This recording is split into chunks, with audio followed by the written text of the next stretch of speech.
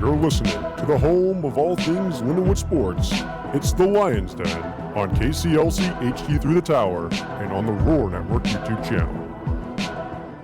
Welcome into our studios here at Lindenwood University. I'm James Zugmeyer, joined by my co-host Justin Powell and by our special guest from your Lindenwood Lions softball team, Anna Sanders. Anna, thank you so much for coming on the show. How are you doing today? I'm doing awesome. I'm happy to be here. Awesome. So, I am stumbling over my words. It is spring break, and my brain is so fried right now. We're on the spring break apologize. mindset. Wow. All right. So, first question: how would you describe yourself, both as a player and someone who's never met you? How would you just describe yourself personally?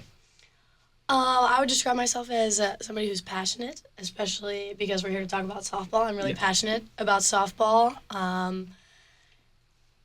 I'm a team-oriented player, and Well, if you're passionate about it, you have to start somewhere before you can really get into the sport. When did you first get into softball, and when did you know this was a sport that you wanted to pursue at the college level? Yeah, so I first picked up a softball when I was 8.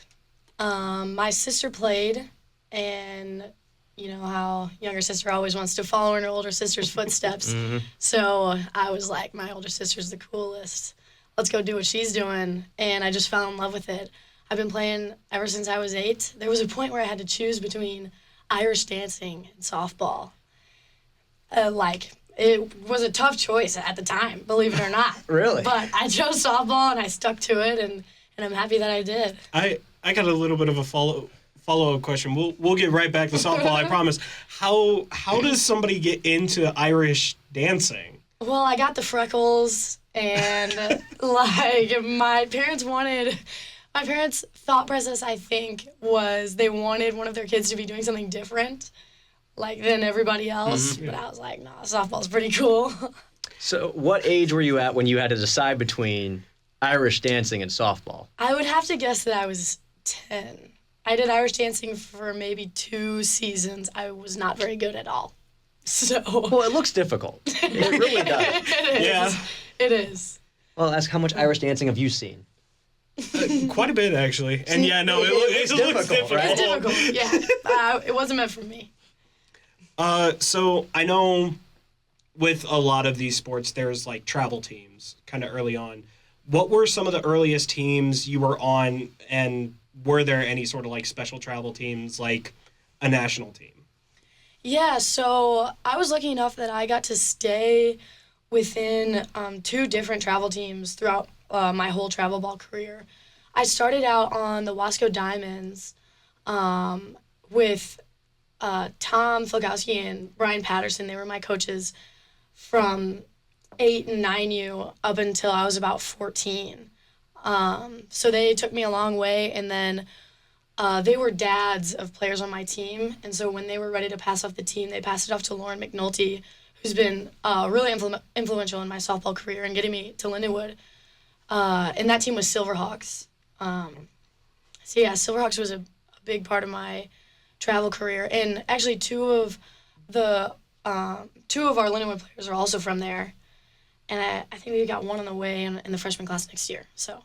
All right, so it sounds like there's a bit of a pipeline between that team and Lindenwood. When was the first time you heard of Lindenwood University, and what was the recruiting process like for you? So actually, the first time I heard about Lindenwood softball was when I was on Silverhawks and my teammate committed. And so she sends the text to the group chat. And she's like, hey, I committed to Lindenwood. So I'm Google searching. I'm like, wow, this place is cool. I'm happy for her. But I was previously committed somewhere else. So I was just saying, happy for her. That's cool. I'm off to my own thing. But then right before freshman year, summer of my senior year of high school, there was a change of plans, and I was in the I guess it's not technically the portal, but I was I had an opportunity to switch schools, and obviously Lindenwood has a great connection with my travel ball team, so I've chose Lindenwood. So, with that being said, when did Coach Brown first reach out to you, and how did that sort of first early conversation go? I actually did a lot of my recruiting with Coach Brems, who was the pitching coach last year. And that was, again, later in my senior year summer. And it was it all had to happen really quick because I had a certain window to commit and make a decision. So they invited me out to campus, and I saw it, and I was like, yeah, this is sweet. This is awesome, and this is everything I want in a school. So, yeah. Now, in high school, and given this is off of Max Preps, which I know sometimes stat tracking not the best there, but you were listed as more of a utility player. You played all around the diamond, and now here at Lindenwood, spending a lot of time in the infield. When did you kind of get specialized into the infield and kind of had to move away from the outfield life? Yeah, for sure. So I've mostly always been an infielder. I played, obviously, I'll play wherever they want to put me, and I'm just an athlete. So I'll play wherever. I just like to be on the softball field. But I've usually played the infield, middle infield, and third base. Yeah, I played a little bit of shortstop and a little bit of second base in the fall here, and some middle infield in high school. But third base has been my home for a little while now. All right, Max Preps fails me again. That's okay. I got some innings in right field, I think, my senior year. So. I guess they have to list it. They have to list it. But, there is a requirement for amount of innings to actually, qualify, and I guess Max Preps just didn't. That's okay. Didn't work. But, that's okay. You were, by far, the best hitter on your high school team. By average, by a lot of numbers. I mean, you hit over 400 your senior year. What was it like going from putting up, consistent top of the team, top of the conference numbers, and then coming to Lindenwood and having to ride the pine a bit your freshman season?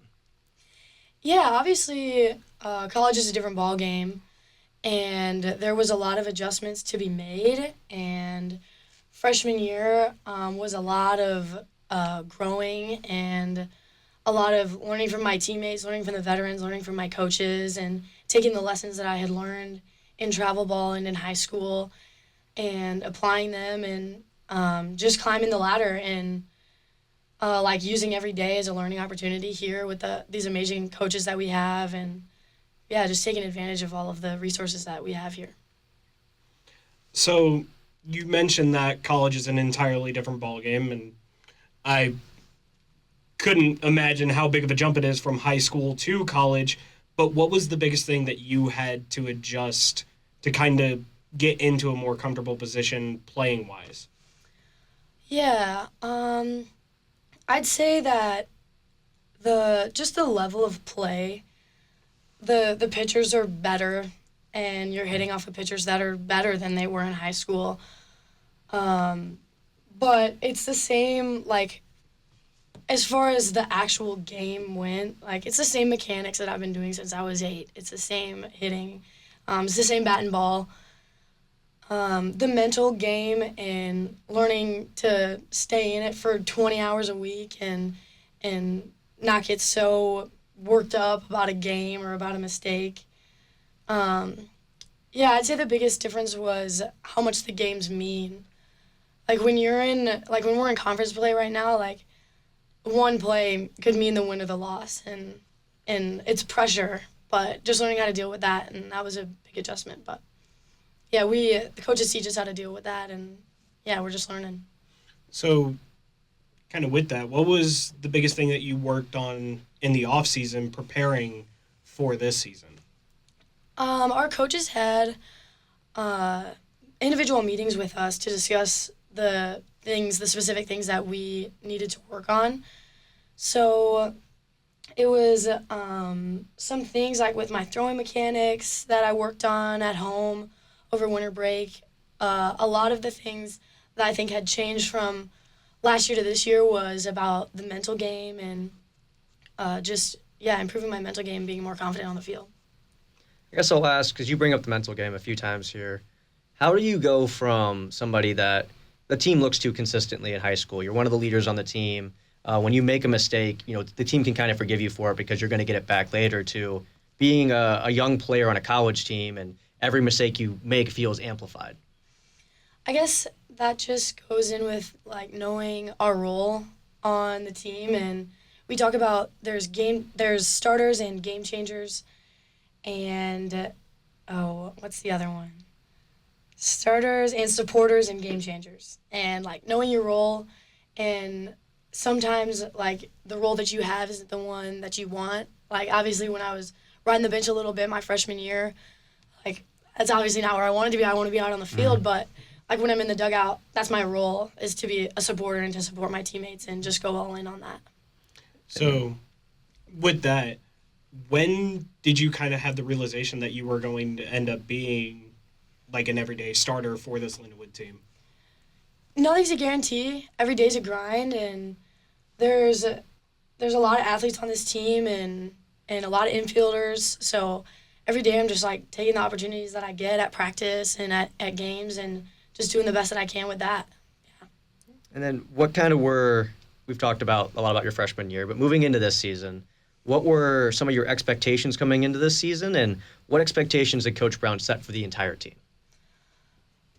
So going into this season, we've just had like the OVC championship at the top of our list, and everything we do, that's at the front of our minds, and that's what we're fighting for every day. And when we get tired and the med ball gets heavy, we're just like, you know what? We're doing this for the OVC and for our teammates and for these seniors that only have so much longer to play the sport that they love. So, yeah. Well, to start the season, of course, you're not an OVC play. You're in the non-con. You guys open up the season 5-3, then you guys drop to 3-7 over the next 10. What was that stretch of non-con games like for you guys, and how were you guys able to put that behind you moving into conference play? It was a lot of fun, the non-conference games. We get to try a lot of new stuff and sort of test out and see what's working. We had a stretch there for we had a little bit of a losing streak, but we watched something that we really stand by is we call it Go Green, and it goes with a YouTube video. I'm not sure who does the speech, but it's just about like going all in and putting everything you have out on the field and for your teammates and everything. So we made that adjustment and learn from preseason and some of the mistakes that we made, and we feel really ready to go into conference. So in the OVC preseason poll, those polls can be rather, misleading. You guys were picked to finish 4th after finishing 5th last year. How does that help sort of fuel that underdog mentality to prove them wrong, to say, we know we can be the top dog and you guys are just underestimating us? Each game is a new opportunity, and you never know what they're going to throw at you. And the game, doesn't know who's going to win. And you never know what sort of stuff they're going to give you. So we're just going to focus on like playing against our potential and not necessarily playing to beat the other team, but just playing to be our best. And that's what's going to carry us to that OVC championship. Well, I know you guys say you take it game by game, but this last series had some really fun games in it. It's a series against UT Martin where 2 games go to extra innings, 2 walk-offs, 1 courtesy of yourself. What was that series like for you guys to play it? And also, it's a memorable series. I know everyone enjoyed it, but what makes UT Martin such a formidable team to go up against? Yeah, that was an awesome series, and they're a nice team, and we pulled out some really great team wins, and I think that's a great representation of who we are as a team and our fight till the very last inning, and everybody. That was another great example of like all of us playing to our role, and just doing the best we could, and yeah, I'm really proud of those wins. Well, before we get to game 2, where you had the heroics at the end, game 1, you got 5 2/3 scoreless innings out of the bullpen, 3 from a true freshman in Ava Rysam, who, honestly, out of a few blow-up starts in her season, for a freshman, she's looked really solid so far.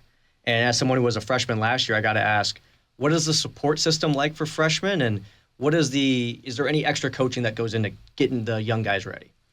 So Ava was actually one of the players that I played with on my travel team. So it's been really awesome to watch her grow throughout these last couple of years and get to see her come into college and tear it up. The veterans in the bullpen, some of our seniors and our upperclassmen, obviously are mentors and are really good examples for her to look to. And we're obviously happy with how she's doing, and she's looking good and strong and healthy. So yeah. So, still in that series, third game, you come up, 2 outs, runners on first and second. What was your mindset going up to bat, and how did you sort of handle that pressure going up there?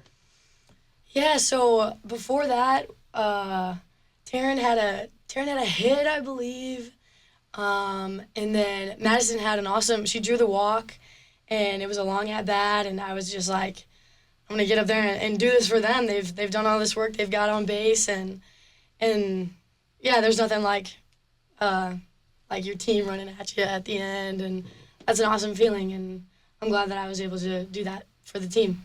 Now, before I ask this question, I want to make sure the stat keeping is correct. It was the first pitch of the at-bat, right? It was. Okay, so you're going up there.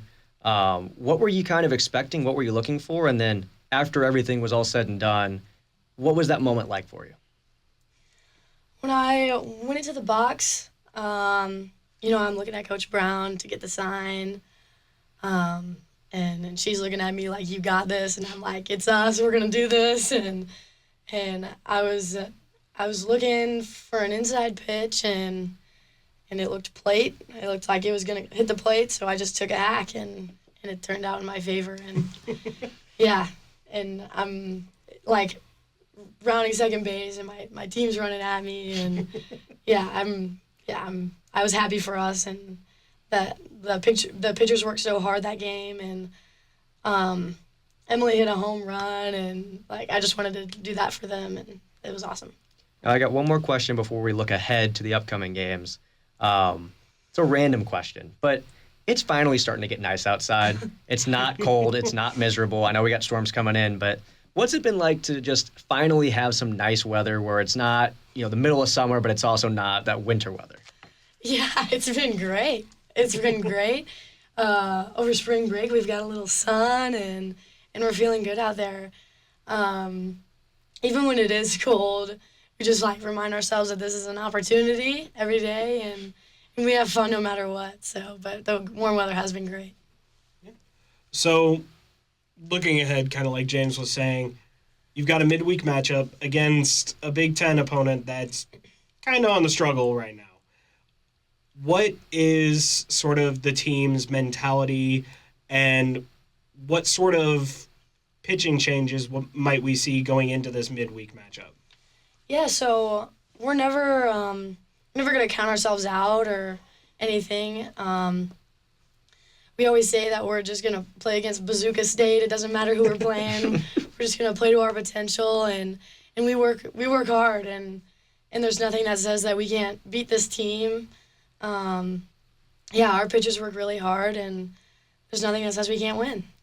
Now, I don't know how much you're allowed to disclose, so feel free to just brush us off here. But, with baseball, it's really different with how pitching strategy is used, especially for, midweek non-cons where you see a lot of bullpen guys.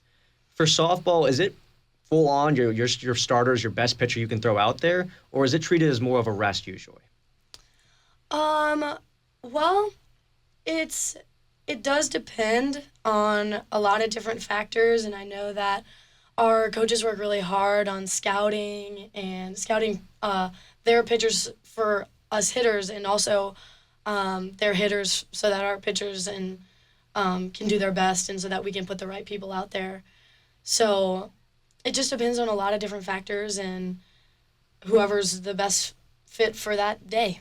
All right, so it's not like these aren't throwaway games in the slightest, where I notice the baseball team sometimes, you get the guys who haven't pitched a lot this year, you guys still treat these as, we got to go out there like any other game and just give it our all. Yeah, and any of the pitchers that we have in the bullpen are capable, and we trust them all to do their job. Yeah. And then you guys have a draw up against Eastern Illinois this week. Last year, one of the top teams in the conference, and winning the regular season for them. And they struggled a bit in the non-con. But then last week they get some momentum. They end up sweeping Morehead State. How do you guys view this matchup, and how do you guys continue the momentum you built against UT Martin? Yeah, we're really excited to take on this team, and yeah, just like I've been saying, we're going to play to our potential and keep everybody healthy and be grateful for some good weather that we're going to get to play in. We get to have a barbecue at Izzy Wilcox. She lives around there, so we get to have a barbecue at her house. It's going to be a fun series and take home some wins. Now, when do you guys travel up there? Like, do you know what day you guys are leaving? So our schedule just got changed, actually. I don't think it's been released yet, but they just let us know that we'll be playing Friday and Saturday now. So we'll travel on Friday, play one game, and then play 2 games on Saturday. Okay. I was just asking because I know like the tonight and the next night afterwards, a bunch of bad weather is supposed to go through there. Yeah. But it might help things cool off up there. So, Yeah. might be some positives drawn out of this. But we're going to move into some fun questions now. These are some of the questions we like to ask every athlete at the end because it's a lot of serious. We're hounding you with a billion questions. Now it's time to have some fun. So I guess, Justin, I'll let you start us off with the fun part of our segment. Yeah. So you're still relatively local. I know you live on St. Louis side. You're from across the river. However, how does it feel to still sort of stay relatively local? And, what do you think of the St. Charles area? Any fun places that you've been able to visit while staying at Lindenwood? Yeah, so I'm from Hampshire, Illinois, which is about 4.5 hours north. So it's been really great to have my parents and my family be able to come out to a lot of the games. They're probably listening live right now. What's up, Mom and Dad? And to have my siblings be able to come out has been awesome.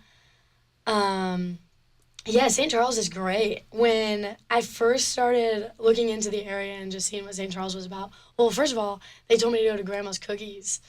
That was their one of the selling points. Yeah, that was one of the selling points for Lindenwood. And so we went right away, and we were like, I'm sold. This place is great. And we saw that St. Charles got an award for merriest town in America. And me and my family were like, this place is the greatest. I did not know that. You didn't? During Christmas time. Well, I guess that makes They got sense because Main voted. Street's, it's packed. There's so much holiday cheer going on Yes. down there. But So much holiday cheer. since you are somewhat local, I know 4.5 hours is still a bit of a drive, but you can still see family. They can still come down. Was that a selling point for you when you were trying to decide where you wanted to go? Absolutely. Yeah, it's been really fun to have my family be able to get out to some games. A lot of games, actually. Most of them they've been able to come to, which maybe wouldn't be the case if I was so far. So it's been really fun to get to see them so often, especially when we're in season. All right, our second fun question for you. If you were the commissioner of all things softball, what is something you would change about the current landscape? Wow.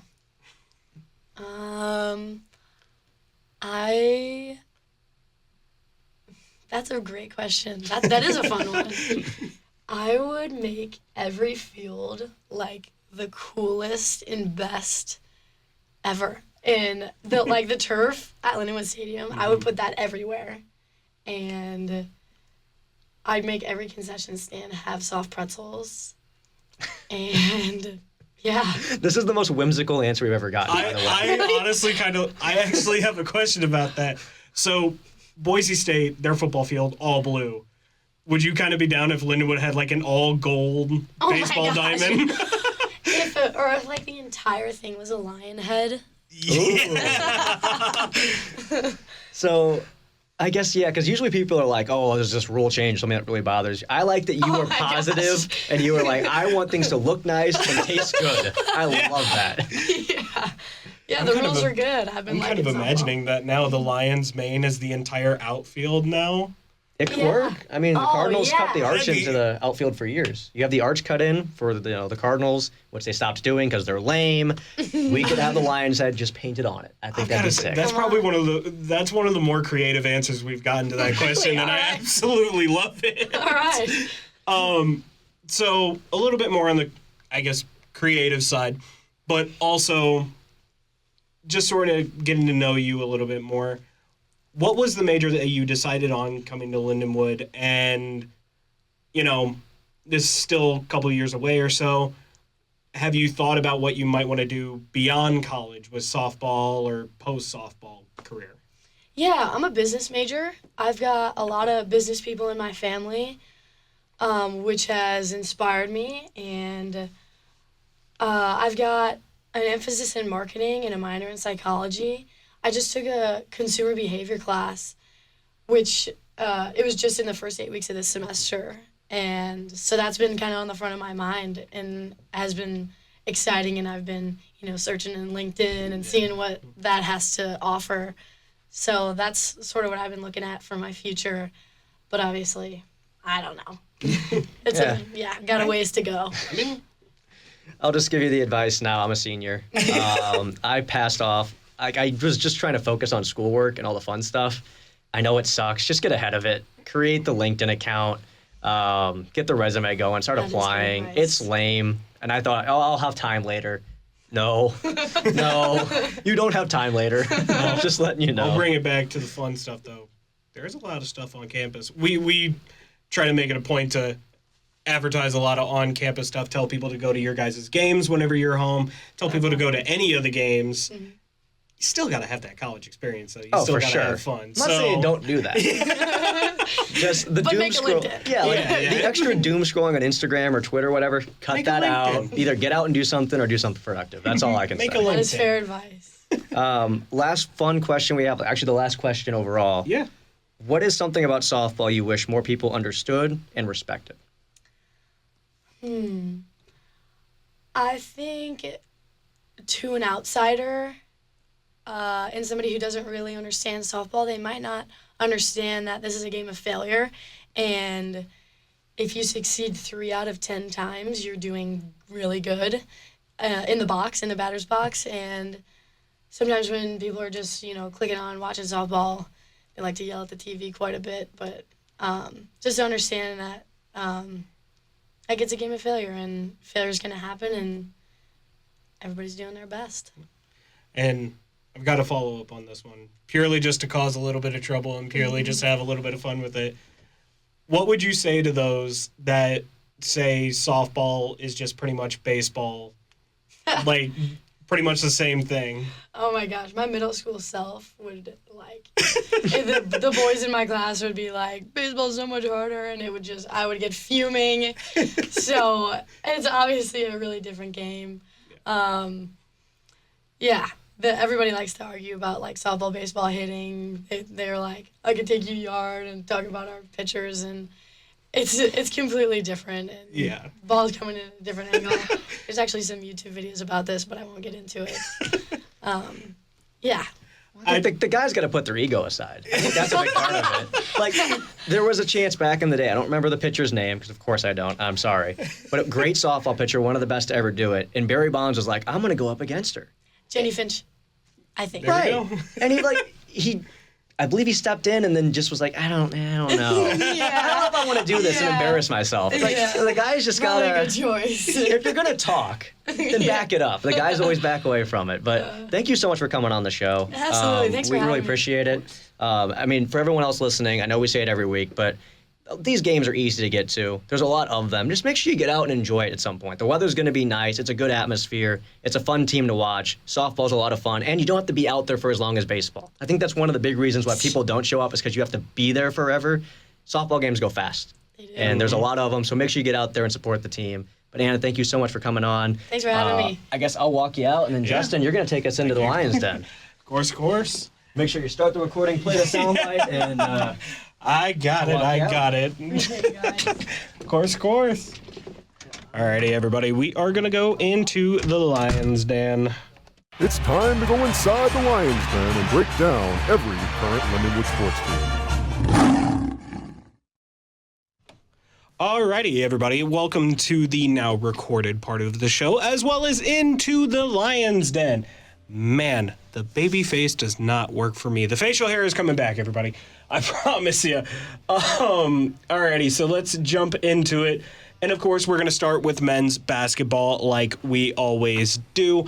Now, they went into the tournament with something to prove, and they were ready to absolutely take that energy to Little Rock. And they did. They beat them 72-62 with Milos Nenadic actually having an absolute career night, scoring 24 points by himself. He is a Lions Den alumni here, so we love to see that he did so well. However, they went into the quarterfinal against SEMO, and that's when the performance seemed to just kind of, I wouldn't say fall off, but they didn't perform as well against SEMO as they did against Little Rock. And they ended up losing. I believe the final score was 66-64. And it came down to an absolute last second, not even last minute, last second score to where they just ultimately could not get it together. And SEMO was able to take it. Now, SEMO lost the very next game, so not that it amounted to anything, but they were able to win that game. Yeah, screw SEMO. Yeah, exactly. They were able to win that game and unfortunately knock the men's team out of contention for the OVC title. Now, do you want to swap spots real quick? So I would love to swap spots. Okay, This everybody. just feels foreign every time I'm over here. We're gonna go. All right, I'm coming in. I'm coming in. Come Hang on. All right, we back. In a cycle. We back in the mine. All right. So these games, I mean, I was a doubter. I'm not gonna lie. I was a big doubter. I was like, I don't believe in this basketball team coming into this tournament. I think that we are going to be one and done, that Little Rock is going to take care of us. And that wasn't just because of us. It was because the way Little Rock likes to play basketball. They're supposed to be physical. They're a big team. The problem, though, is that they're a big team that doesn't rebound. No. How are you big and you don't rebound? That was like a big thing for me coming in. I'm like, they have the size. Lindenwood struggles against size. Mm-hmm. Size means nothing if you don't use it. Size means nothing if you foul the entire game because you're being too physical. Mm-hmm. And Little Rock just got themselves in a lot of trouble. And with Lindenwood, like, I thought they were going to struggle because of all those reasons, but they just stuck to what they were good at. Yeah. Like, they just went out there, played good ball. And shout out to Milos. You know, he's been on the show before. In this game, 24 points, 16 of 16 on his free throws. In this tournament, he was perfect from the line. He was great. Now, those are some SGA numbers. He's getting to the line a lot on this game, which some people might say is unethical, but at the end of the day, you're in the tournament. I don't care. Points are points. You Points need are the points. points to advance. If you don't score, you don't win. So huge shout out to Milos on that. 16 of 16 from the line, something this team has struggled with all season long is free throws. Mm-hmm. In this one, they're able to make their free throws. Now, the next game, not so much.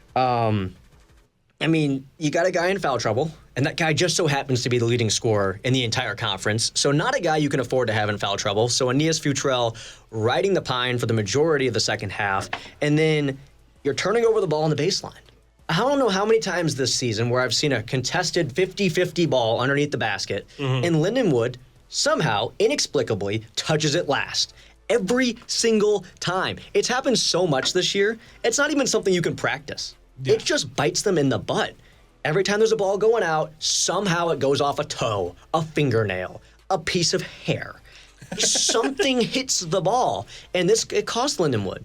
You had a big play where you had momentum, and unfortunately, it goes off a line, and SEMO gets the ball. Or we've had several times this year where the referees decide that Lindenwood tied up the ball. No, we didn't, but the referee says that we did, and the possession arrow is going the other way. And they get the ball. It happened again. I'm not going to blame that as why Lindenwood lost. Lindenwood lost because they didn't make their free throws, because they didn't make easy shots, that they let opportunities to take the game back go away. They didn't take advantage of it. But the small things didn't go their way as well. And SEMO makes an inexplicable last-second shot, and they win the game, and Lindenwood's done for the season. But overall, I'd say it's a successful year. You set a wins record for your team. This is the highest seed you've ever been going into this tournament. You looked competitive, and the things that really get overlooked and outshined is all the stuff that happened before the season. I was remembering oh, this player's leaving. Oh, that player's leaving. That was a tough time. Yeah. You're thinking, dude, who's going to play? Are we going to have enough players for the opening day? And somehow, Coach Gerdeman got all these talented players to stay another year at Lindenwood. Props to him for that. He gave us a good season because he was able to get these guys to stay.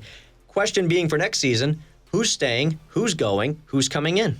And, kind of talking about that, I know last spring, friends of ours and friends of the show and everything, Lucas Dalton and Josh Coloni. I promise I know who you are, but I just forgot your last name. I am so sorry. they were talking about how the women's basketball kind of had the same problem last spring, where they had a lot of people who were leaving, a lot of people who, were either graduating or going to other schools, and it was hard to find that talent. However, speaking of that women's basketball team, though, they found the talent, and they went pretty far with it. They kicked off their tournament against number 3 University of Southern Indiana, and they ended up beating them 82-79. This led to an end-of-season rematch between Western Illinois and Lindenwood. However, unfortunately for Lindenwood, Western took the crown for the tournament, with the final score ending up being 65-71, which is still not a bad scoreline. That's still a very close game against the top 2 teams in the OVC, because Lindenwood, they had to play number 3 and then go back and play number 1. Yeah, tough draw. So Very no tough matter draw. what, they had to play the toughest teams through this whole tournament. Even with the loss in the tournament, though, 2 of the Lindenwood Lions got added to the OVC All-Tournament team, and that was Ellie Brueggemann and another Lions Den alumni, Alicia Jones. I like that. Lions Den alumni. Yeah. I mean, this was it's disappointing. I mean, you know it's disappointing. We both thought this team was a tournament team. The way they play basketball, I think, is conducive to March Madness success. Are you going to win in the first round against a 1 seed? Probably not. But who's to say they were going to go up against a 1 seed? Yeah. Maybe they could have got a 15 or a 14 seed with how well they played. It's unlikely, but it could have happened. And I didn't even think we were going to make it to the finals after the first quarter against USI. USI was raining threes. I mean, it was insane. They started 9 of 10 from 3, and their best player started 5 of 6 or 6 of 6. Mm-hmm. It was impossible to stop them. They could pull up from anywhere on the court, and they were going to make it, and it was just hard. I mean, Lindenwood was drowning. Yeah. They made one adjustment. Lindenwood could not react to it, and then the rest of the game, after that second quarter ended, Amy Egan made some great defensive adjustments for this team, and all of a sudden, USI stopped shooting threes entirely. They just stopped. They couldn't get an open look. They just passed it up. It wasn't working for them anymore. And Lindenwood crawled back into the game because Ellie Brueggemann started making threes of her own, and that opened up things down low. You also had Alicia Jones, who was just stealing everything. I mentioned that, I believe last show, I compared her to Michaela Cunningham and who's going to replace her? It's Alicia Jones. Mm-hmm. Because she is small, but feisty, stays on the ball, good defensively, smart, knows what she's doing. She's played almost more basketball, probably actually played the most basketball of anyone on this team, considering she's a fifth year who also played JUCO. She knows what she's doing in these big games. She rose to the occasion and really helped out this team. It's just unfortunate that you have to draw the number 3 and then the number 2 because the lower seeds, respectfully, were pretty incompetent in this tournament. They got destroyed. None of the lower seeds really did anything except for SEMO, who gave Western Illinois a bit of a scare. But even then, at the end of the game, the better team got the job done and pulled away late. And I mean, semantics correction here. They went from number 3 to number 1 because Lindenwood was number 2. Oh, excuse me. Yeah. Yeah. Well, in my mind, we're always number 1. Oh, 110%. Yeah, I just missed. Should we have been ranked above Western Illinois? 100%. However, they got lucky. Well, unfortunately, we played some real teams during our non-con. Mm-hmm. I mean, I understand we still played some bad ones. That's going to happen. But we also played 2 ranked opponents. Yeah. That were ranked within the top 25 in the land in our non-con. Mm-hmm. Western Illinois didn't necessarily do that. So take that as you will. But it helped them out with the tiebreaker. Yeah. And it doesn't matter because at the end of the day, these 2 teams were going to find a way to play against each other. It was the 3rd time they were going to play. Both times have been close, hard-fought matches before. And in this game, the big reason why we lost is we do not have a true paint presence. Yeah. Brooke Coffey is great. I love Brooke Coffey. She is really good at what she does, but she's not big enough. You don't have a center on this team like you did last year that can just sit down there and just score and continue to score and just say, I'm bigger than you, I don't care, get out of the way. And because of that, Lindenwood got dominated in the paint. They weren't able to rebound effectively in this one, and Western Illinois was able to get second chance opportunities throughout the entire game, and that is just something that can't happen. Yeah. But when you're getting outsized, when you're getting out-fought down there, it's hard to win basketball games. Yeah. And unfortunately in this one of your better players was a non-factor, and someone else had to step up for the team, and not enough people were able to do it. Western Illinois wins. Congratulations to them. I congratulate them on losing in the first round of March Madness. And guess what? This team that we have right now, they just got checked. Man, we lost again. You know what we did last year? We made it to the Sweet 16 of the WNIT. Why not win it all this year? Yeah. We have a team that is legitimately competitive, that has the pieces. They just got punched. They're going to get back up and go on a run. I feel it. I think Western Illinois, round one. I feel like there's going to be a little bit of angry play, and I feel like they are going to... All of the frustration that Western Illinois has caused this team is going into this tournament. Yeah, pray for our first-round opponent in the WNIT. Yeah. And then I'm not going to pray for Western Illinois because I want them to lose. Oh, yeah. But first round exits. My problem with them is Mia Nicastro, great player. Yeah. Any real university that plays Western Illinois, oh, I'm sorry, we have someone who's just as big as her. And they're going to sit on her the entire game or double team her, and they're not going to be able to compete. Yeah. That's my opinion. And yes, I'm fired up because I hate this team now. I genuinely do. I wanted to see a conference championship in my senior year. I wanted to have a March Madness watch party. And that team over there, they're just really good at basketball, and they denied me that. Yes. So screw them. I hope they lose in the first round of the darn tournament. All right. Well, before we go into our next team that ended up playing in their championship, our final prediction scores coming out of the basketball season. I don't think we should bring these up. I don't think they're all that important. I kind of want to bring them up, so we're going to bring them up. So I will say, we'll start with the positives first. Women's basketball, we both guessed pretty well. It ended up being 9-3 for the both of us. So we predicted the games fairly well. Yeah. Pretty accurate. If we were betting, we'd be making some money. Exactly. However, on the men's side, one of us was a little bit more accurate with our guesses, and that is moi. That is why I wanted to bring him up. I ended with a score of 10-4, and he... Yeah, I'll Mr. just own it James, up. I was 6-8. 6-8. I don't know how the heck this man won. There were a lot of picks you made where I'm like, bro, what are we doing? Right. I remember it was the SEMO UT Martin week, and I flip-flopped. I'm like, we're going to beat SEMO. We can beat SEMO. We are better than SEMO, and we're going to lose to UT Martin. And your reasoning made me like want to die. I was like, this guy does not know what he's talking about, but clearly you did. I did. You absolutely did. And it wasn't just blind luck. You did the research, and you found another angle to attack it than I did, and you won men's basketball because of it. So congratulations. I knew ball. For once, I knew ball. Because for those of you who don't know, we did a show called Zoogie Zone, and we were picking football picks, and that wasn't really truly what we believed in. At least not for you, because you were picking some stupid stuff. I think I would pick... I think the Tennessee Titans are going to win this week. No, my crazy ones were, I'm going to pick the Jets, because I feel like Justin Fields... Absolutely not.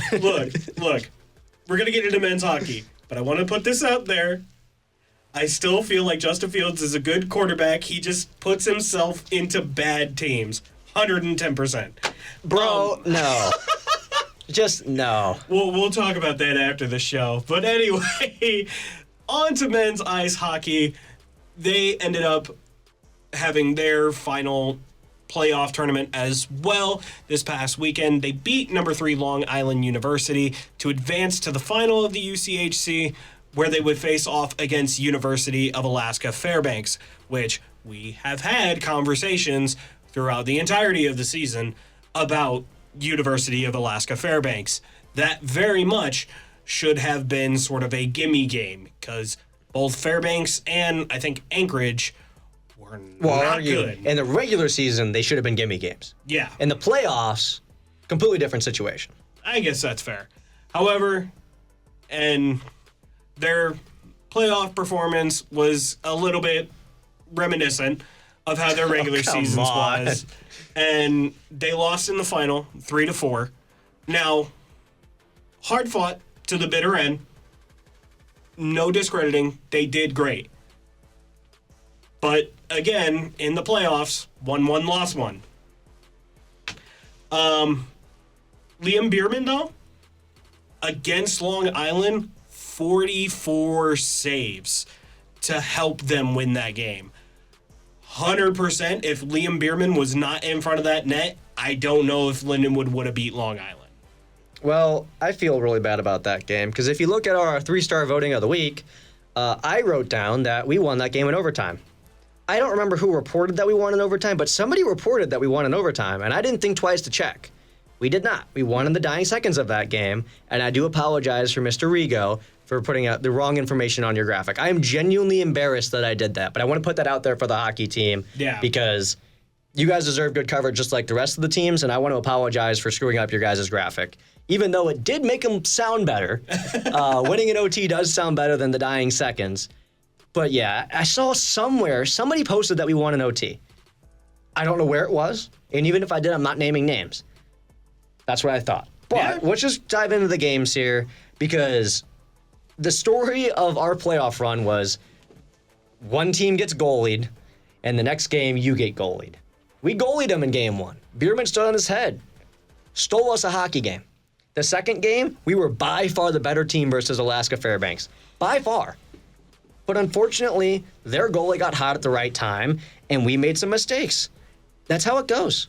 It's not like we played bad. These are teams that are our peers. You look at the rankings of the season, and every single metric that you can pull from, all the teams in this tournament are really similar to each other. And you lose a one-score game, you also won a one-score game. It can't get any closer. No. And at the end of the day, what does this tournament mean? It's pride. You could tell the guys were excited for playoff hockey, but it only means a little bit. Yeah. Because you got basically put into a participation tournament with other teams that were independents.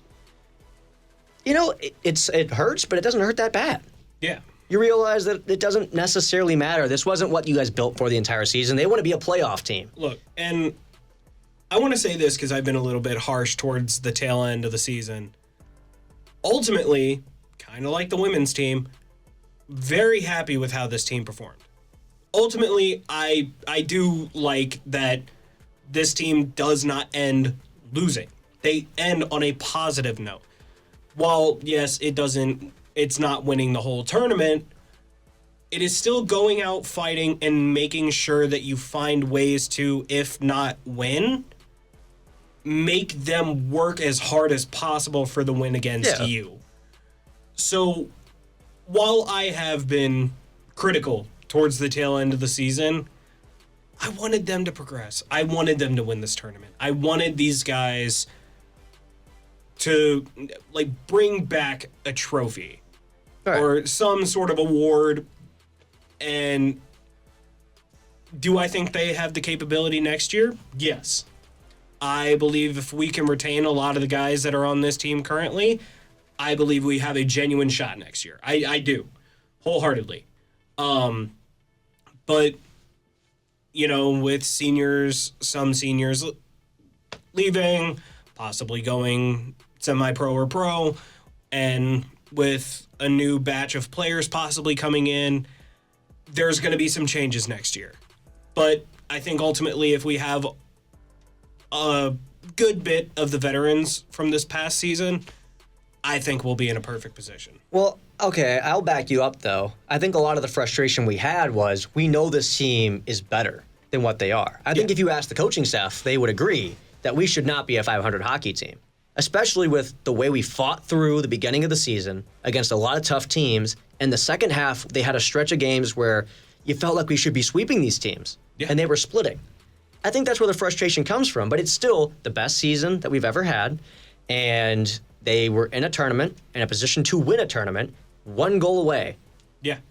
That's all that made the difference was one goal. But my main concern moving into next year is another team in the area, in the St. Louis Metro, going Division I. And I mean this in the nicest way, but this is all my opinion. Maryville. Yep. I heard them talking about it on ESPN the other day, and they're really excited for the future of St. Louis collegiate hockey. I'm not as excited because I realize what Maryville has. You're a D2 school with one D1 program. Yeah. Think of the amount of money they can throw at one D1 program. Lindenwood can't afford to do the things that they're doing. No. They have their own barn. We're renting out a barn. That is going to be a situation for Lindenwood that I don't know if they can overcome. Realistically, it's going to take a lot. There's going to have to be a lot of scholarship money thrown around. There's going to be a lot of bonuses. There has to be NIL thrown around. Because if you don't do that to keep your star players, who's to say the guys that want to be in Missouri don't go play for that other program? Yeah. It's going to be a tough time. Is there barn the building that's like right off of 64, kind of right before you hit that strip mall right there? No idea. Unfortunately, I am not good with traffic. I'm not good with directions. Fair enough. I'll look it up afterwards. But look, Maryville has had some storied programs. And obviously outside of sports, I do the esports casting with the guys over there. And the Maryville esports team is insane. Multiple national championships, players that have went pro consistently for esports. But from what I understand, a lot of the teams that did that well, they lost a lot of those players because they went pro or because they went elsewhere. So a lot of the money that would go to those teams now, that's also probably going to go now towards D1 hockey, because you got to think, while it may not be super expensive, you got to think of all the equipment, all the travel, all the everything to hotels and stuff like that they may not have to do next year for esports or any other program. Now they can divert that into their first ever D1 program in hockey. I don't think it's going to be like a backbreaker for Lindenwood. However, it is going to be a massive thorn in the side. It's just an unfortunate thing to happen. Oh, yeah. Right as the program starts to feel competitive, you get a rival in the area. But it could also be healthy, because you get some local competition, you got more players in the St. Louis area, and it gets more kids to maybe want to play Division I hockey in the St. Louis region. I will say, kind of bringing up the rivalry, I think, as far as hockey-wise, Maryville and Lindenwood will be a bigger rival than Lindenwood and SEMO, at least on the hockey front. And I do kind of agree that if this rivalry gets as big as what me and you kind of envision, we might see kind of a more of an explosion of hockey within the St. Louis area, where a lot more youth leagues pop up, a lot more colleges in the area are investing in like either lower tier or like other D1, D2 hockey teams. I think Lindenwood and Maryville, while they are going to be competitive and bitter rivals, I think they can help St. Louis grow that hockey program a lot. Well, what they need to do, first and foremost, and I know we're going to move to other sports here in a minute, yeah. But I hope Maryville does not go with Flow Sports for their broadcasts. We need something that's publicly available. People in the St. Louis area are not going to pay for Flow Sports for some random university. But if we can somehow manage to get a deal where some of these games are on Gray Media, on Matrix Midwest, and get these games televised to the St. Louis area, that'd be so huge. I feel like Matrix Midwest is probably the easier way Of course. to go about it. You can't have every game. I'd love to see them on. I'd love to. Well, maybe not every game, but maybe the home games. Do the home games on Matrix Midwest. I just don't know what the contract looks like. Nope. But dude, that'd be so cool. Tune in to watch the two St. Louis D1 teams on Matrix Midwest. Bang! Huge. Local hockey fans, especially with the Blues being the way they are right now, I feel like they'd tune into that. Look, but you don't got to pay us for our idea, Matrix Midwest. However, you could hire me. A credit would be great. I would like a job. I would like a job, please. So since I did the prediction scores for basketball, I'll go ahead and do them for ice hockey as well. Men's ice hockey, James here ended 6-5. I ended 7-4, one game up. And then women's ice hockey, we didn't tell you the predictions last week, but we'll go ahead and tell you the predictions because we have them saved here. We both ended 6-5. We both predicted pretty evenly for women's hockey. So yeah. I think the big thing that got me with men's hockey is that you were more pessimistic the entire time, and it paid off. It bought you a game. Yeah. Because we kept going sweep, and eventually you started splitting, and that's what made the big difference was you split the right series. Yeah. Where I was like, no, we can do it. We're talented. And you started to see the writing on the wall of, No, at this point in the season, things just aren't going our way. No, So props to you. You recognize the trends, and you beat me by a game. One game. It's but still one. One game is one game. But we are now going to move on to the next sport, and their season is in full swing. We're like mid-season, and that is men's volleyball. Improved to 14-2 and are now 6-1 in the conference. They beat both Ohio State University and Northern Kentucky without dropping a single set. That's right, 6-0 clean coming out of the weekend. That is awesome. This actually caused Ohio to drop to number 16 in the rankings from 15, so they dropped a spot, and for Lindenwood to actually jump up to number 8 tied with Loyola Chicago. So Who we beat? we did beat.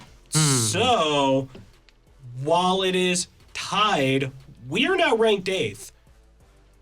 We just reported last week that number 10 was the highest this program has ever gotten. This program is now ranked 8th. This is historic. It's starting to feel real. This is starting to feel real good for the men's volleyball team. But also another Lions Den alumni I kind of want to give a shout out to. Zach Solomon earned Offensive Player of the Week for the MIVA. The stats that they actually used for him on the little graphic that they put out, 11.83 assists per set, so almost 12 assists per set. It's insane. 5 service aces and 71 assists overall. That's pretty crazy. You see why he was National Player of the Week when he was, why he's the Offensive Player of the Week this week. The dude does not stop. Well, it really helped that against Northern Kentucky that this team was able to stay in rotation the whole time, and basically every single attack touched his hands at some point because Northern Kentucky couldn't figure out how to break our rotation. No. So we made sure on every single attack, Zach Solomon got a set off, and that's why that number went from, 10 in the first one. 10 assists per set. What a measly number. Yeah. Not measly whatsoever. Still outstanding numbers from Zach Solomon versus Ohio State. But against Northern Kentucky, the whole thing ran through him, so props to him on that. Oh, yeah. And the way we beat Ohio State wasn't by just being the better team. It was being the smarter, more efficient team. I have it written down here that we stole points. We were stealing them because you had 2 more aces than them with the same amount of service errors. Bang, that's 2 free points, throw them out there. You stole some points by blocking. We're not a very good blocking team. We blocked better than usual. We won the blocking category, something that, once again, I've had my concerns the entire season. I think those concerns are starting to go away as the team learns to adjust to that. We were more efficient with less errors. Okay, they're committing extra errors. That's more points for us. And then you also have Lincoln Geist. 12 digs in this one. Double-digit digs, always going to take that, saving some extra points. And in the end, you look at the scoreboard, only decided by a few every single set. It's the little things this team did that got the job done versus Ohio State. That's why we're the number 8 team in the country, because the little things seem to be adding up for us. Maybe we're not the most talented team. Maybe we don't have the best attacker in the land. But we have one of the best setters, we have one of the best serve receives, and we manage to keep our heads on our shoulders when things aren't going right. And then, of course, Northern Kentucky, they're struggling. It's their first season in the MIVA. The record shows Lindenwood took care of business. Solomon, 41 assists, 7 digs, 3 in 3 sets. So, what a week. Number 8. What a week. You beat a ranked opponent. You beat a big-name school, which puts you on the map. Because I feel like people on this campus have no idea what the MIVA is. Oh, we beat Lewis. Who's Lewis? But you throw a name like the Ohio State University on there, and it's like, Lindenwood? What? Out of Us? St. Charles, Missouri, is playing the Ohio State, and it's like, And we're beating them. and we're winning decisively That helps against a them. lot. Yeah. It's like rugby this week. You played Penn State, and you scored And- 70? What? The final score being, obviously we don't have that in our sheets to cover, but I do want to shout that out. The men's rugby team, 71-17 was the final score. And as someone who watched the game start to finish, right? Oh my God, what was Penn State doing? They were so bad. Because Lindenwood's so was good. Just so good. My favorite moment from that match, I was directing that one. Our announcer said, and that's going to do it for Lindenwood. They're going to win this one. And we were like up 70. Yeah. Because we just scored another try. And it's like, bro, there's 5 minutes left. Are you sure we didn't already have the game wrapped up? It's like, yeah, that's going to do it. Lindenwood's going to win this one. It's like, yeah. It's like saying, is this the dagger when you're up 30? Yeah. No, but huge shout out to Ike and Jack Thory for doing that one. Amazing job on the call. Huge shout out to the rugby team. Huge shout out to the volleyball team. I know they were battling for team of the week last week. Men's volleyball, though, I think, and we'll get to it later, I think they might have edged out rugby this week. We'll have to take a look. We'll look at that whenever we get to team of the week. However, we covered our prediction scores, our final scores for the previous sports. We're still working on these current ones. So, for men's volleyball predictions, our next games are going to be against Belmont Abbey College and McKendree University.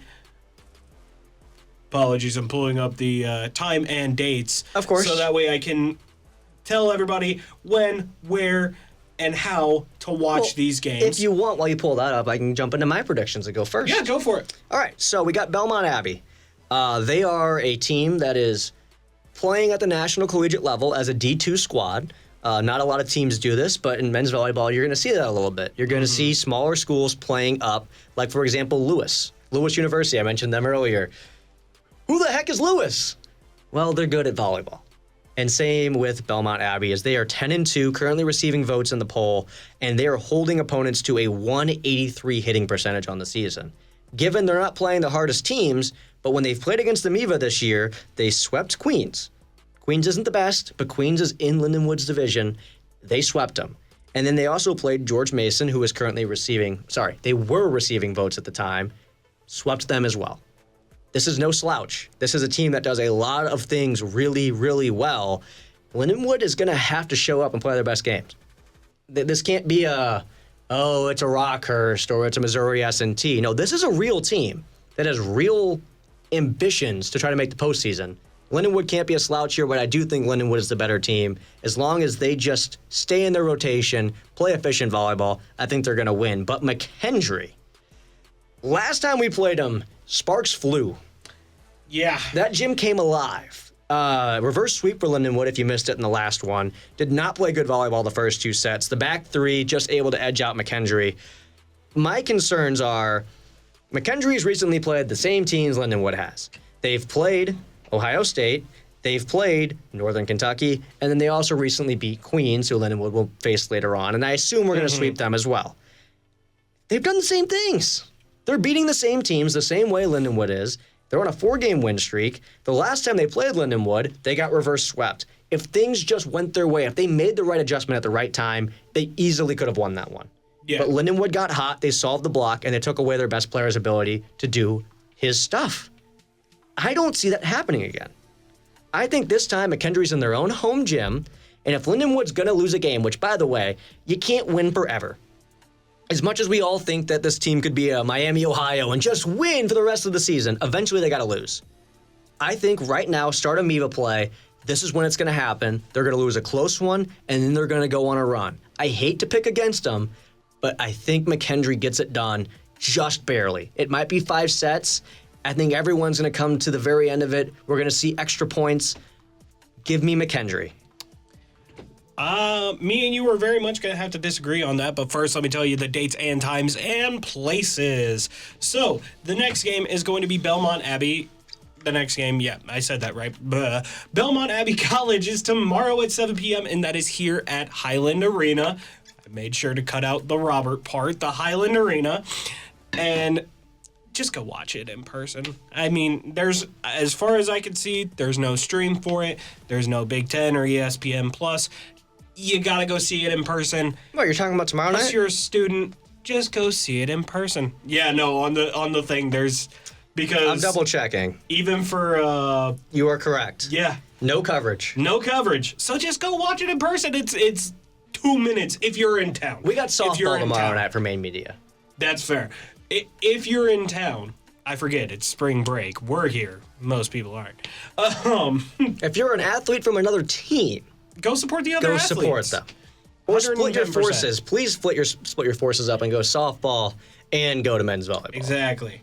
However, the game after that, as James said, is McKendree University. They are currently number 13 in the rankings.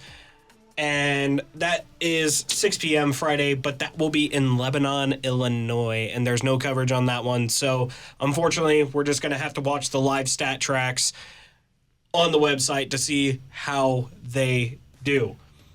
Now, for me, Belmont, great team, 10-2 in the season so far.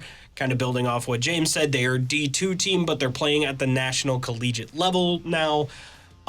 They play McKendree, though, the day before we do. So ultimately, I kind of want to see how they do against McKendree to see, like, full analysis, see how they're going to do. Which I think that means they are playing McKendree right now. Because we play them tomorrow. Mm-hmm. So that means they're playing McKendree right now. So we might be able to see the results of that game, but I ultimately have us winning that game. I don't think we're going to be losing that one. I think it's... they're a D2 team, and while they are a phenomenal D2 team, right? Great team. Lindenwood's playing just better. They're playing great, and there's no reason to doubt them, especially this late. I think there is a reason, and it's because you can't win forever. Eventually, things won't go their way. But I do want to say something. It's Belmont Abbey that'll take them down. Oh, definitely not. No. Not Belmont Abbey, but McKendree. I picked a win against Belmont Abbey. Don't get me wrong. I think we're going to win there. I do want to make a quick announcement for any of our listeners that are in Northern Illinois or in Northern Missouri or in Kansas City. I know you guys have been going through it all day. The weather is bad. We're seeing these storms that are coming across the U.S. right now. Yeah. Tornadoes. I know there's currently a tornado on the ground in Indiana. So if you're listening to us in any of those places, please be sure to, you can throw away the Lion's Den. Yeah. Just get somewhere safe. Hunker down, stay safe. If you need to turn us off, please turn to your local radio station weather reports so that way you can keep up to date with those. While we love having y'all listen to us, safety is priority. Please listen to, weather officials over us yapping about sports. Because we got more tomorrow coming into the area. That's kind of why I wanted to bring it up as well. Be safe if you're at home, but when this comes out tomorrow, which the video aspect probably will, we're going to have thunderstorms coming across the area, and a lot of the storms recently have been producing tornadoes. Yeah. Anyways, let's get back to sports. Let's get back. I just thought it was important because I'm getting some 110%. notifications about dangerous storms going on across the region, and I got some family in some of those areas. Exactly. Be safe, everybody. Please listen to the weather people. They know best. We know sports. We don't know weather. We don't know weather. Now, McKendree. I have us winning against McKendree. I do think we're going to beat McKendree again. They gave us a run for our money. Fell short to Lindenwood in the final set. However, kind of counteracting my point, after they lost to Lindenwood, they have not lost playing against any sort of MIVA opponents, and that is including Ohio State. They have consistently just been on a tear. I do think this is going to be a 5-set game. I don't think this will be a 3-0 either side. I think this goes down to the wire, set 5, like maybe to the very last point. But I think the way that Lindenwood has evolved and grown their game throughout the season, and as you've even said and seen and I've seen, they've cleaned up a lot of those little errors from early in the season to get better and get stronger. I think ultimately that's going to work in favor for them against McKendree. Now it's a couple weeks before I think that we maybe have another loss, and that's purely because of the opponent we play after Queens. But that is not a next week prediction. That is a week after prediction. So come back in 2 weeks, and I'll let you know my prediction. I don't on that know. one. I feel like you have to lose one. That would be the best time to lose one. It feels like Lindenwood. Like, I'm not just saying that, I think we're bad. I just think this is a type of match that you end up dropping. And not because you're a bad team, but because both teams are hot. Somebody has to lose. You're in their building, which, by the way, in the MIVA, for whatever reason, it seems like home field advantage is amplified within this division. Yeah. It's just how it is. But I hope that you're right. I hope we win. I hope we win forever. I hope we never lose a game and we win the national championship. There's a lot of things I hope for. I just don't think it's going to happen. But the baseball team, they're doing some things. Yeah. Let's jump into the baseball team, and then I can give you an update on what happened in today's game. So they are currently 6-9 on the season after playing the series against the University of Iowa. Lost game 1 6-11, but retaliated with a game 2 close one ending 4-3. Game 3 went to extra innings with Iowa ending up taking it away in the 10th inning off of a sacrifice fly play, which me personally, I remember playing baseball when I was a kid, doing all that. The worst type of loss is a sacrifice fly, because that is just a cheap way to get a guy in. Because it's like, man, you were out. You did that knowing you were going to get out, and you did that purely just to, like, have the worst type of win. But it's a win. A win is a win. I have horrible bias against sacrifice fly plays. I think they are the cheapest, most cop-out way to win a baseball game, because you are intentionally getting yourself out. They put the ball in play. Just to basically... They put it in play. It is the Robbie Rotten of baseball moves. That is 100% what it is. It is the Robbie Rotten of baseball moves, and Lindenwood should not have lost that off of a sac fly, but what you break it down for us, because I'm starting to get heated over here. Well, I'm just going to tell you about today's game really fast, because that one just wrapped up. Lindenwood just squeaking by Bradley 6-5. They were down 3-0, but then in the 4th, started chugging, got 2 runs back. In the 6th, it's a 3-run spot. In the 7th, we got a run back, but in the 9th, we put in a little bit of an unproven guy out of the bullpen. He gives up 2 runs. Lindenwood, though, hangs on to win. And if you missed anything from that game, the replay will be on ESPN+. But the Iowa series, I mean, dude, the offense, I've been complaining about them. They showed up. Yeah. I mean, you saw the bats come alive. You saw it again today versus Bradley. You went up against a Big Ten team. Given they're not going to show you their very best. This is a trap game, a trap series for them. You scored runs. You weren't doing that. You had guys that really stepped up to the plate. They stepped up. Jake Radosevich, 3 home runs in this series. My favorite part of that is listening to the game. There was a home run he had to the opposite field. Yeah. The announcer said, and this ball is poked to right field. Sir, it was poked over the wall. That's not a poke. It was a home run.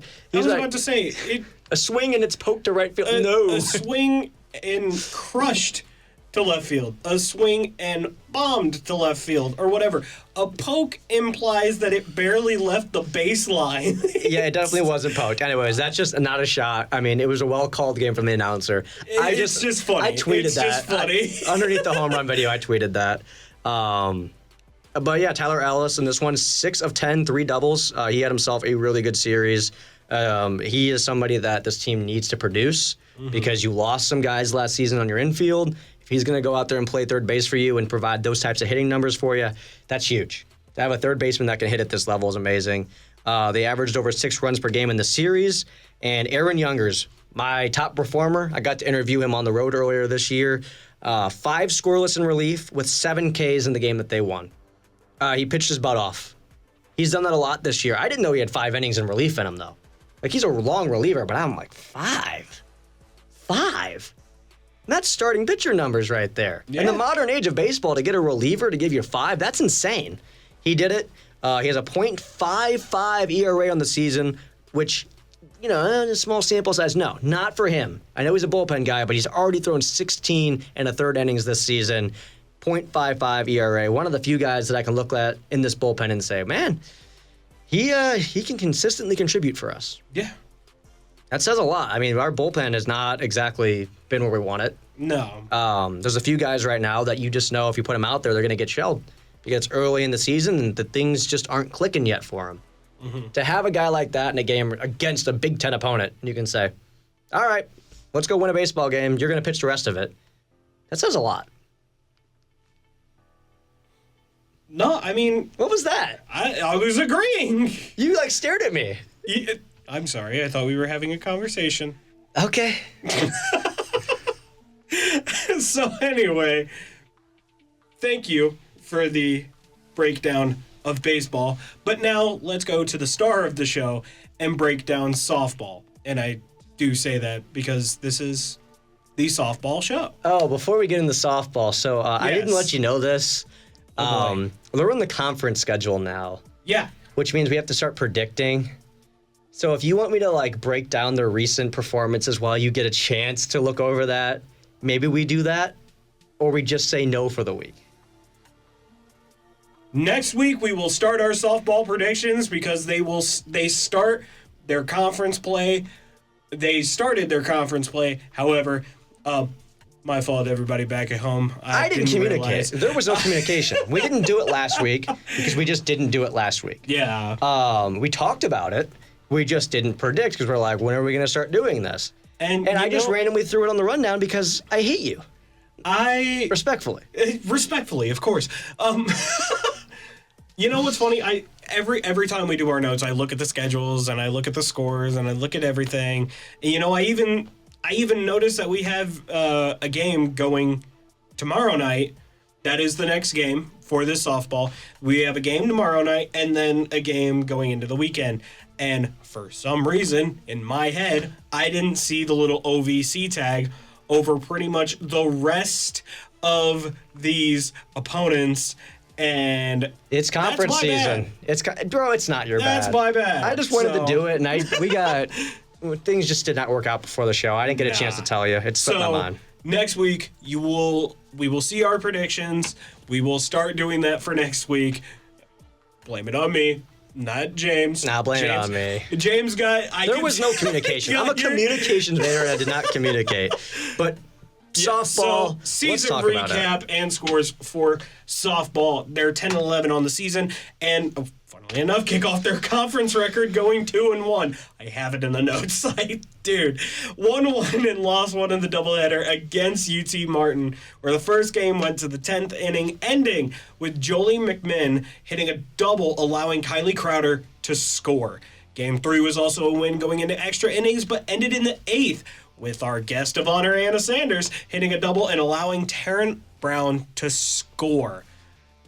I mean, it was a very close weekend. It was very close, but we were able to get at least 2 of the 3 against UT Martin to kick off conference play.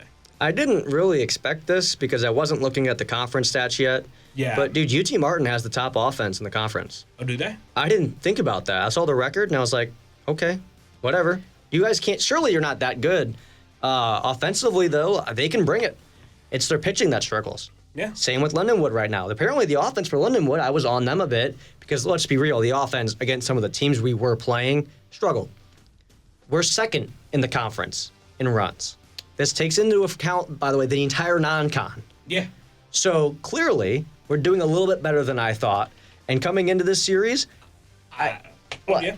Well, I mean, you had something to say. I was about to say, whenever we were talking to Anna earlier, I did say sometimes those preseason polls are a little bit wrong. They ranked us 4th. I think we're better than that. Well, the question is, can we get pitching? Because the pitching, again, struggled in this series, and if it wasn't for the Herculean effort of the offense, you lose all 3. But, yeah, game 1, you got that great pitching and relief out of the bullpen. The starter struggled. Had a lot of starters struggling this season. The offense, though, showed up across the board. If you look at this team, everybody is hitting. They had 20 runs of offense in this series, 2 extra inning games, 2 walk-offs. Madison Knoll is a player that I want to highlight. She was 4 of 10, hitting .354 on the season. Not a player we've talked about. I just figured she had a good week. We should bring her up. But I'm high on this team right now, other than the pitching has struggled a bit at times. There's not a lot of depth, and their best pitcher in Avery Wap is having some issues right now. If they can shore up the pitching side of things, this team could just go a cakewalk through the conference with the way that they're hitting the softball. Just don't know if the pitching is ever going to come around for them. No, I do think that this team, ultimately, they can play that sort of team ball that they need, but maybe just clean up the pitching a little bit. But I think that's a Lindenwood overall thing. I don't think that's specifically for baseball or softball. I think both teams, the pitching is a little weird. And I say weird, not bad, but weird, just needing to tone it a little bit. However, we are going to go into... I got one more thing. I'm so sorry. Go for it. I know that we're not predicting, but I want to still give my thoughts on this weekend. Yeah, go for it. I think we're going to win 2 of the 3. I do. Eastern Illinois is not the Eastern Illinois of the past. Yeah, they just beat up on the worst team in the conference. Yeah. There's still an argument to be made that Tennessee State is the worst team in the conference, but I personally believe it's Morehead State as of right now. But I think Lindenwood is battle-tested. You just came off against a series that really tested you as a team. Yeah. Where EIU, it's just another weekend, cakewalk for us. Lindenwood was in the trenches last weekend. They were fighting a war versus UT Martin. I think they're more ready for conference play. And you look at the statistics on the season, Lindenwood's offense has been better. Their pitching has been better. I think they're better than Eastern Illinois. We're going to drop a game because we just don't have the depth. Yeah. But we should win this one. Oh, yeah. Well, with that, we will go into lacrosse. And I do want to say, the predictions for lacrosse will also start next week, but that's because we have one game this week, and it is non-con. Next week starts the official ASUN conference play. So, like always, we will start predictions with the conference play. I do see that you have a prediction in there for New Hampshire, and I will... we'll do the same thing. We'll get your opinions out there, see how you feel about that. I had extra time to prepare. Yeah. I wanted to write about it. Lacrosse, And you know what? because That's lacrosse fair. doesn't get attention. No, they don't. They should. That's a shame. We had a player score 7 goals on 8 shots in last week's poll, and she finished dead last because people don't care about lacrosse. That's a shame. She played her heart out. She played an amazing game. We don't win without her, but nobody cared.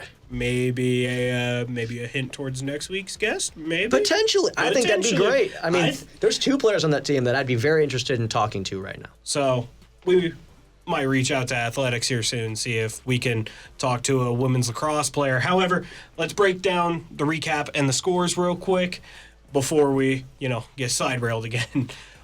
They won against both Butler University and the University of Detroit Mercy. The Butler game ended with a score of 17-12, while the University of Detroit Mercy game ended with Lindenwood supplying a smackdown of a score of 20-3.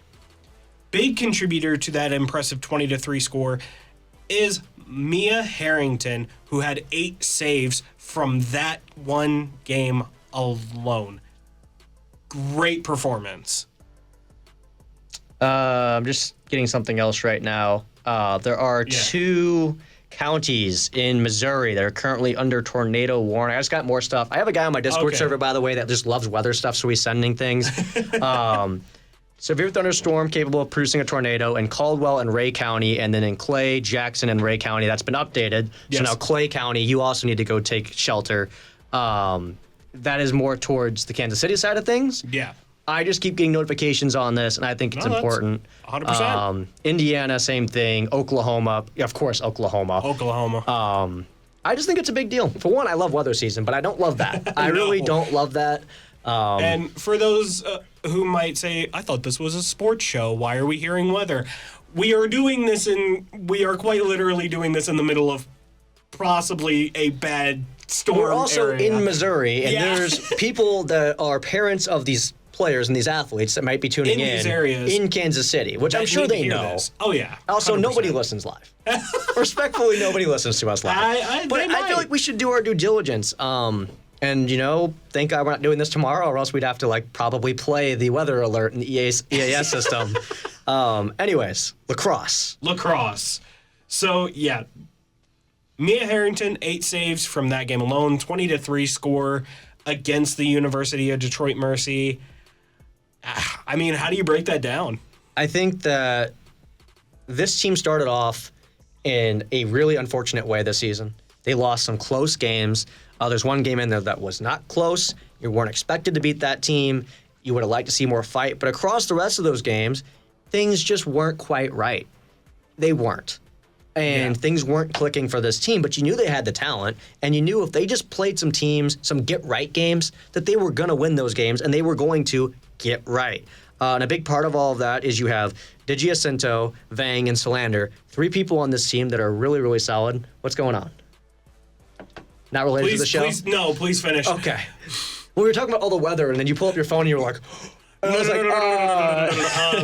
Yeah, big NFL news, not Lindenwood news. We'll get into it after. Yeah, let's finish lacrosse, and then I want to hear that. But you look at this team right now. Why are they finding success? Well, they're 11th nationally in draw control percentage, excuse me. They are winning free possessions, essentially. I mean, they are. Yeah. We just scored a goal. The other team wants to get back into it. No, we're just going to take the ball. It's our turn to have the ball. Every time. That's what it feels like right now. No other team can build momentum against us. It's hard to stack goal after goal after goal when you don't have the ball. And Lindenwood's figured out the turnovers a bit. Yeah, they're playing against worse teams. The numbers are down there. They're getting timely saves. They're getting extra free position shots, especially against Butler, where early in the year I'm like, man, we're giving up too many of these. Now we're the ones getting them. We're driving the pace of the game. We're forcing the other team to commit penalties, and we're getting free shootout-style attempts, for those of you who do not watch lacrosse. A free position shot is basically you stand on the outside of the arc, and it's basically a 1v1. Yeah. You and the goalie. If you can continue to get those over the course of the game and pair that with winning draw controls, you're getting free possessions and then free scoring opportunities paired with that. Lindenwood's doing a great job of that right now, and what I really love is that your head coach is not satisfied whatsoever with these performances. No. They're winning, and I still see him on the sideline just going in on the team. You are in the wrong spot. What was that? After we score. Yeah. Sometimes you need that, and the team is responding to it well because after the goals, you're seeing them line up, and they're doing kicks on the sideline, and they're doing all sorts of fun celebrations. They're still having fun while respecting their head coach's wishes, while still responding to what he's asking of this team. That is what you want to look for. And that is going to create such a big momentum swing for the rest of the season. They're having fun, but they're taking care of the things they need to take care of. And that is why I think this week they're going to win versus New Hampshire, because New Hampshire is a team that gives up free position shots. They give up a lot of draw control losses. Lindenwood's going to take advantage of that. They're already trending well in those categories. I think that's going to be the difference maker in this one. Lindenwood is going to win. It's going to be a 4-game win streak. They're going to be back at 500, and this team's going to be ready to go for A-Sun play. Oh, yeah. So, I think that just about finishes the wrap-up of all the spring sports. Now, obviously, it's just going to be 4 sports next week. And, James has got one more thing for everybody. Last week, we had a promotion for jobs. Now, we are not a sponsored show, but last week I tried to help the football team out. They're trying to fill some positions. Now, we had some other positions that need filled, and they are not for the football team, but they are for a local organization that helps out with youth baseball. So if you're looking for a high-paying summer job, Perfect Game is hiring scorekeepers at $30 per game, and you can work up to 6 games per day, or as many games as they have. So that could be $180 in one day. And the best part of it all, taxes are not automatically taken out. So if you make under a certain amount, you get to take all of that home for free. Uncle Sam's not touching that. So if you want to apply for this job and you want to be a scorekeeper for Perfect Game, send a text to 618-791-5117. Once again, that is 618-791-5117. Bang! First sponsor read outside of Lindenwood. Give me that. Let's go. That felt good. I felt like really good on that one. I felt like Tim McKernan right there. I felt like this was the early morning show. Like this is TMA brought to you by whatever the heck. So yeah, check it out, brother. They're a good company to work for. They got a lot of good stuff going on. It's youth travel ball. So I know a lot of maybe the baseball guys would be interested in that. It's close to the university. It's good money. Now, a lot of people this week had some great performances across Lindenwood sports. And I think it's time that we honor them with our 3 stars and team of the week. It's time for the 3 stars of the week. We got some news while the mics were off that made me really happy. Yeah. Justin, why don't you tell the viewers what just happened in the NFL? So the reason that I was freaking out during that lacrosse segment is because I saw something that was so odd to see, because you hardly ever see it in the landscape of the NFL anymore, and that is a trade was canceled. And it not just any trade, probably one of the more monumental trades going into free agent season, and that was the Max Crosby trade. That's right, Max Crosby is sticking with the Las Vegas Raiders, and the Ravens are not getting him. Thank God my Bengals will survive. And I don't have to deal with them. So, okay, do you know why it got canceled? Do we know anything yet? So, the official word, right? The official word, let me pull up. I have terrible signal in here. So, essentially, I think what was just posted, actually, I took a screenshot. What am I doing? Okay, here we go. The Baltimore Ravens have backed out of our trade agreement for Max Crosby. We will have no further comment at this time. Really? That is from the Raiders themselves. It must have been a physical or something. It had to have been a physical, some sort of dispute between Crosby and the Ravens over some sort of contract or whatever, and they just decided it's not worth it. Or it very well could have been because Crosby, whenever, it got announced and everything, Crosby went on to his podcast and went, eventually I will want to retire a Raider. I'll want to sign back and I will retire a Raider. But I'm excited to win with Baltimore. And it's like, so you don't want to go to Baltimore. And I feel like that might have got... I mean, I wouldn't want to play with that playoff choker either over there. I wouldn't either. Not that, my team's, we're known for playoff choking as well. All right, 3 stars of the week and team of the week. Justin has not voted yet, and we have some ties to break, which is really fun. We had some close voting this week, but I think the first thing we should do is go down the line of all the teams and talk about why they are here this week before you make your decision. Yep. So I will essentially break down the players, give you their stats that are on the poll, and then I will go ahead and make my vote and then read you off the 3 stars of the week. First off, Aaron Youngers from the baseball team. His 5 innings pitched and 0 errors in relief helped Lindenwood to their first P4 win versus Iowa. That's pretty good. Anselmo Rigo, I believe is how I pronounce that name. One goal, 2 assists in UCHC play, including the overtime winner in Game 1. Which didn't happen. Which the overtime did not happen. However, it is including the winner in Game 1. So, take out OT. It's fine. Take out OT. Literally, the graphic is pretty much the same. We're okay. Third, Ellie Brueggemann led Lindenwood University with 22 and 21 points versus USI and Western Illinois in the OVC tournament. Very good. Very, very good.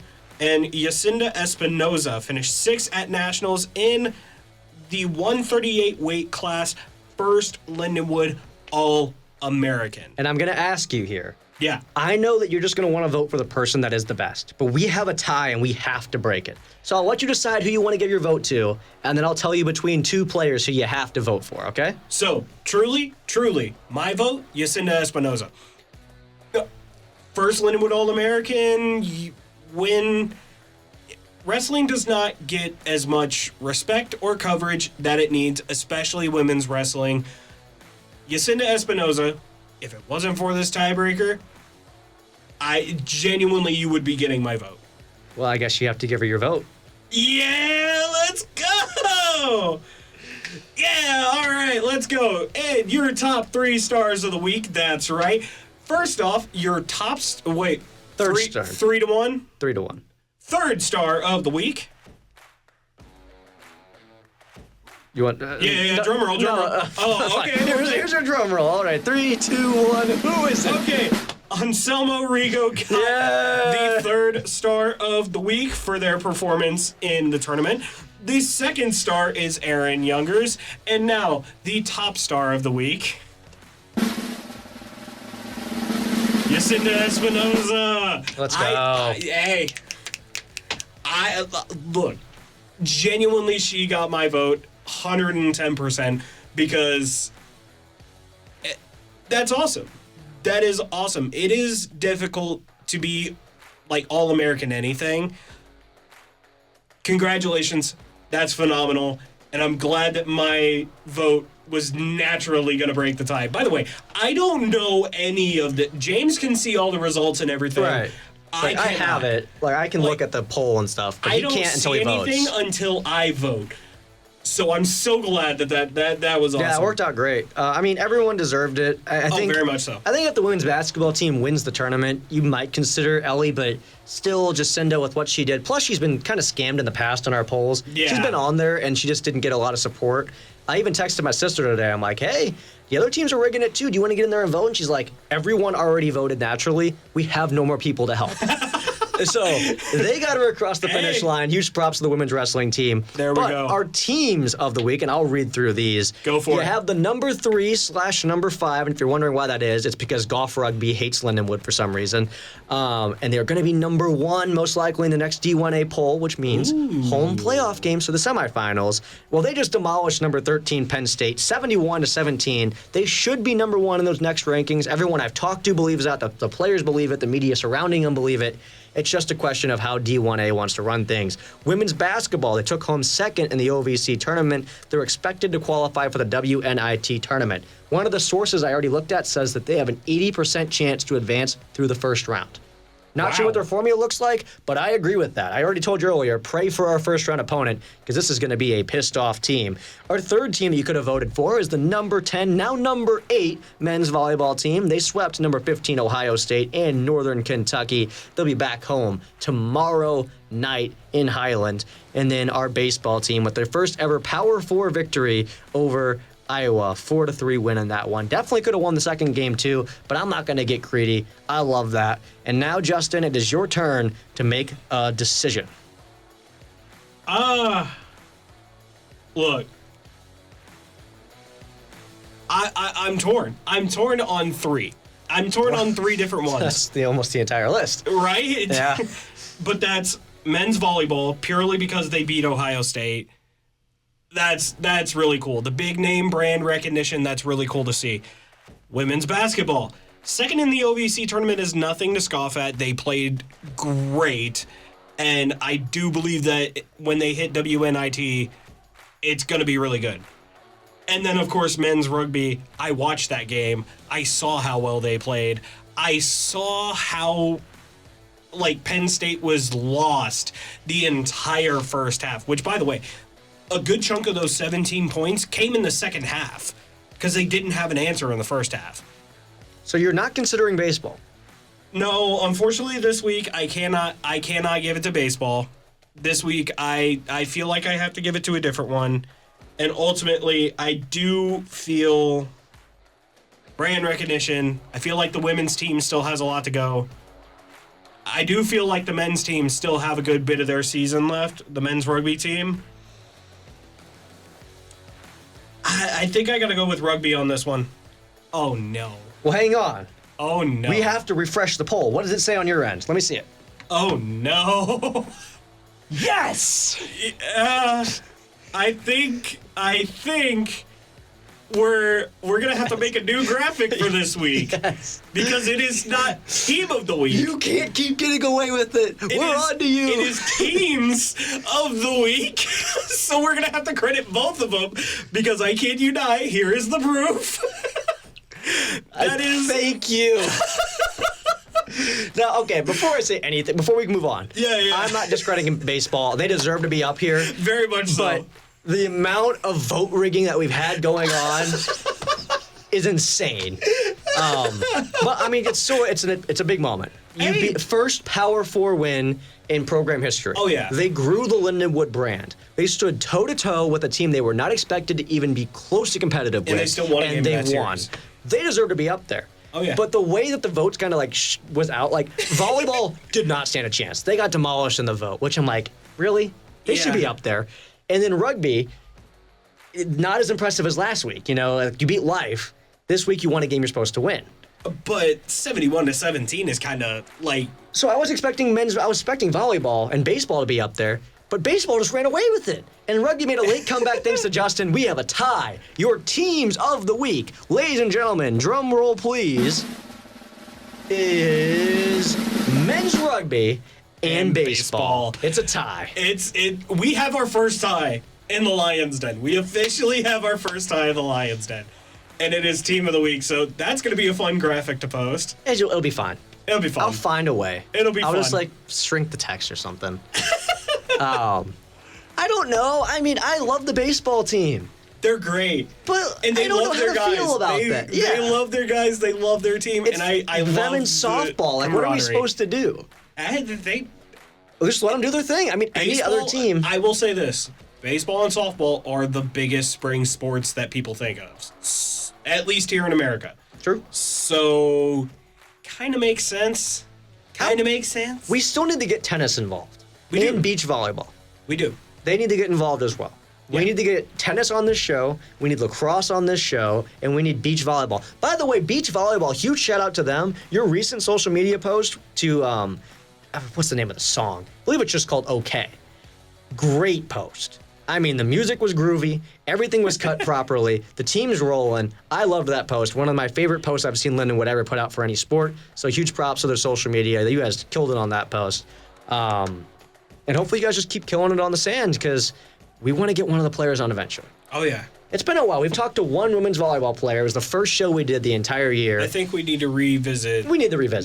It's time. that. But I think lacrosse probably next week. If you guys have anybody that you want to hear about or hear from, well, then you can just follow us on Instagram at James Zugmeyer, at Jetkin4, at The Tower, which is our station that we get to so graciously be a part of and be in here. Where you see us every week, you see, the athlete that we bring in, as well as any of the other great Tower shows throughout the week. Yeah, I mean, it's a cool room. Screw it, I'm doing this. Here, take a look, see. You got the whole behind the scenes, whole board and everything. I mean, the students get access to this stuff, but you guys should definitely go follow The Tower. And then also just get back to us on who you want to see next week. Also leave a YouTube comment. We have several ways that you can reach out to us, and we will see all of them. Because nobody really comments. We get a lot of likes, we get a lot of stuff. You're not going to get lost. I promise you that. All right. Let's just take a moment and breathe. The show is basically over. Yeah. So we just need to go through and talk about how the show went. We normally don't do this. Let's just break it down. How do you feel that we did today? I feel like today was overall a success considering spring break. Okay. Spring break. I'll be real. It was rough getting out of bed this morning. For sure. It was rough getting out of bed. It was rough getting the show ready. It was not so rough to where we didn't have it done in time. The show was ready to go always. However, I think We have not been ourselves. no. We're possessed right now. Nothing about the show has gone the norm. We opened up But the hey. show with, "Hey, how you doing today? I'm doing great." Justin says, I froze. he turned into a husk. I froze so bad. And every question I tried to ask it was, "Today, Junior." I don't know what was up. It's just spring break's getting to us. Spring break special, baby. And of course, I don't get any time off. I got an internship thing I'm going to tomorrow. Oh, it's fine. And then I'm working in the evening with softball. I don't really get a spring break. I'm working with esports all week too. It's great. Yeah, we're the busy bunch. Hey, let's just stay go. busy. Keep Lindenwood running while everyone's off. Yeah. Which, by the way, I'll go ahead and give a shout out. If you want to go ahead and watch the Rivals broadcast, that's going to be on Friday, I believe, at 7 p.m. Come watch me and one of the Overwatch casters. His name is Xander. He's a great guy. We'll be casting Marvel Rivals. Is that high Great school? guy. It is high school. It's a it's like a showcase thing. Lindenwood is working with MOSEF, which is the Missouri, essentially it is Missouri High School Esports Federation. And it's cool. We get to work with the high schools, we get to call their games, and kind of showcase the young talent in esports for when they come to the next level. So if you want to catch that, 7 p.m. on Friday, LU Esports on Twitch.tv. And then Same thing Saturday night. I'll be casting R6. That is twitch.tv/LU esports. But yeah. I guess my last thing to promote is if you guys missed the rugby game, for one, the entire stream is still up on the Roar Network YouTube channel where our show will be tonight. It's but so good. also, if you don't have time to watch all of it, just wait a few days. Of course, I'm a one-man show over here, so I have to wait till the studio is open before I can get in there. But I'm going to edit together some highlights and get those posted. So if you missed anything from the game and you don't want to waste, shouldn't say waste. If you don't want to have the greatest 2 hours of your life, okay, I'll get it out at some point. Cut it down to like 10 minutes or whatever. There you go. All right. Well, thank you guys all so much for tuning in today. We really appreciate all the support that you guys give us and make this all possible. We appreciate everyone voting on Instagram, everyone that responds to our post, and we just hope that all of you guys have a great rest of your spring break, and we'll see you guys next Tuesday. Anything else? No? Have a good rest of your spring break. Well, let's get out of here. Thank you for listening to The Lions Den. We're on air every Tuesday at 6 p.m. right here on the tower, and all recordings are on the Roar Network YouTube channel. Have a great rest of your evening, and go Lions!